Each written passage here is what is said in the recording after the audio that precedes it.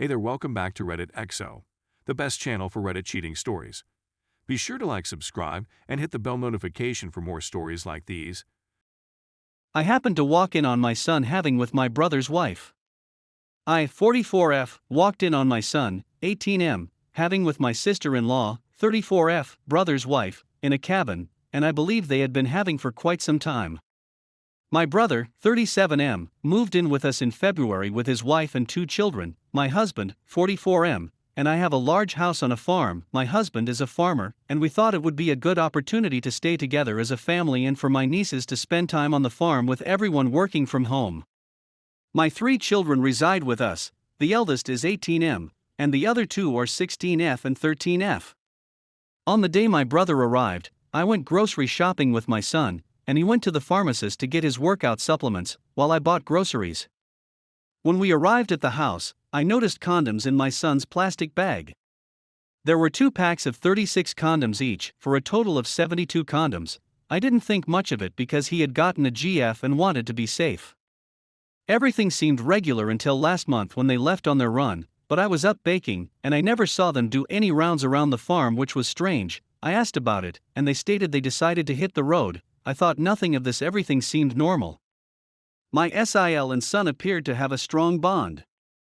Yesterday, I was returning from a friend's house early in the morning. The sun wasn't up yet, and it was a little dark, but I noticed that the cabin we have on the farm was open and the light was on. I thought maybe one of the employees had forgotten to lock up, so I went to close the door and turn off the light, and as I got closer, I heard people having, and I took a peek, and it was my son and SIL having. I still haven't informed anyone what I witnessed, and I'm at a loss for what to do. Should I confront them? Should I tell my brother? Should I tell my husband?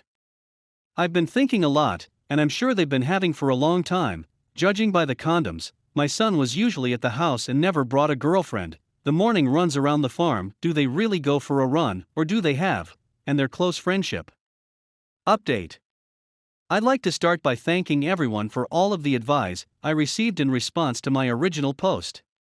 I apologize for not responding to any comments. I believe I only responded to one, but my mind was all over the place. I'll do my best to keep this update brief. As many of the responses indicated, I chose to notify my husband first, and then go from there. My husband lost it. He first thought it was a joke. We discussed the situation and decided that we should first discuss it with our son before telling my brother. We confronted our son with what I observed. He already knew what was going on since he saw my Reddit post and put 2 and 2 together. He didn't dispute anything. Instead, he confessed, telling us that he and his SIL had been having since February of last year. He was 17 at the time. My son claims it all started at his SIL's birthday party, where they got drunk and had in a restroom, and they've been meeting at hotels and sneaking off at family events ever since. My husband lost it after my son's confession and told him to leave the house and go to our apartment in town, because he didn't want to see him in front of him at this time. My husband stormed into my brother's room after my son had left and told him everything. SIL was not in the house at that moment. My brother lost it and packed his belongings, took the kids, and left. When he inquired where my son had gone, he said he intended to teach him a lesson, which we did not tell him, and he eventually departed. SIL did not return. I believe my brother may have phoned her, or my son may have warned her, and she is terrified to return. Her things are still in the house. My daughters overheard everything and are horrified that their family may be wrecked. They miss their brother and are terrified that my husband would never let him back into the house again. My husband despises all forms of infidelity, and has always instilled in our 2 eldest children that they must never cheat on anyone or be in a relationship with someone in a relationship. I know I did nothing wrong, but how will I ever look my brother in the eye again? He won't answer calls or texts, and my husband said I should give him time to heal. My kid has fled the condo because he is frightened of what my brother will do to him, and he is currently hiding at a friend's house, which he will not name. There is no word on SIL. Info: my son's sister-in-law was the one who initiated the first time he and her slept together. She was the one who booked hotel rooms, bought my son dinners and lunches, and she even gave him an allowance. Story number 2. My 34 male wife, 34 female, has discovered that she is having an emotional extramarital affair with her college crush. Thank you for taking the time to read this. 18 years ago, my wife had an emotional infatuation on a boy in college. However, he did not accept her proposal at the moment. But they've stayed in touch on and off throughout the years via social media. My wife told me everything I needed to know about him, and they were simply friends until lately. I discovered yesterday that they have been extremely intimate on social media for over a year. I saw all of her texts, and the guy had been asking for pictures of her in revealing clothing on a regular basis. My wife had emailed him images of her cleavage, if not anything more explicit. My wife is spiritual, and the guy has been portraying himself as spiritual, and I believe this is where my wife feels emotionally linked to him. I am in tune with you, she said at one point throughout the talk. Mentally, we are married. I adore you. I'm not sure how far they've progressed because they may have recently changed to Telegram, which is much more secure.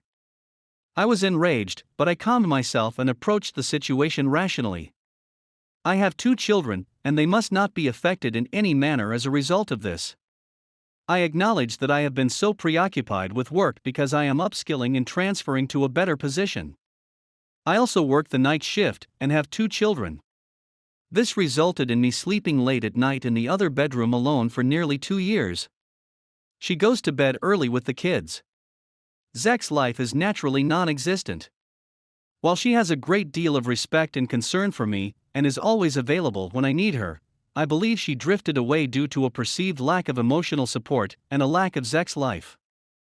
I tried being bad with her today and asked for Zek's, and she was ready in a second. We had a terrific time, and she was really immersed in it. Despite the pain, I am determined to save the marriage. I haven't confronted her yet because of this. Should I do it now? Or should I just rekindle the Zek's life, deepen the emotional connection, and hope guilt drives her away from him? I have to approach this very pragmatically because both of our families get along really well. Thank you for your time. Update. I approached her without first presenting the facts, and she stated that they do speak on and off, but nothing more. I then gradually exposed the talks, and she looked helpless as she explained that she tried to keep him from crossing boundaries while chatting and from chatting in a specific way. I put my foot down and told her that she had cheated regardless, and that she had the option of leaving or going NC with that guy. I summarized what I believed I read above, but the actual conversation was I am in tune with you. We don't have to talk like way all the time. We got married. She clarified that she meant we are both married, not we are psychologically wedded, and that she would never say such a thing. She claimed she knew the whole thing was going wrong and had finally put an end to it, limiting communications to casual friendly talk, and showed me sections of a newer conversation in which she expressed her appreciation for me and how happy she is with me. She then regretted that karma had still struck her, and I noticed older chats.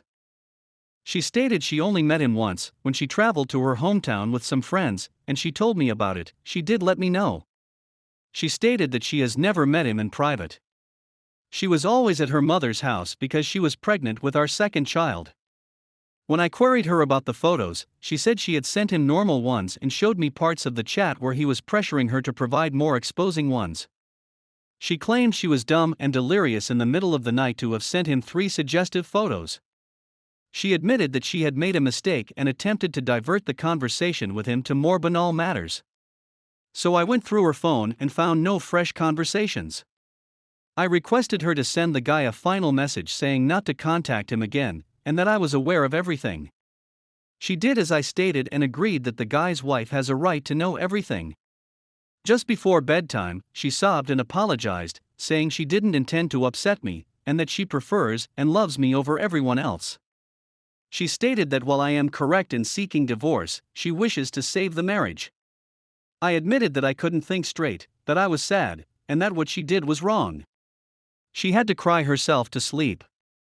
She apologized again this morning, saying she was being silly, and that she realized during the chats that the person wasn't the same college friend she knew, and that he had changed, and that she should have halted the conversation sooner. I stated that I want to trust her, but that I am unable to do so at this time. I require some time.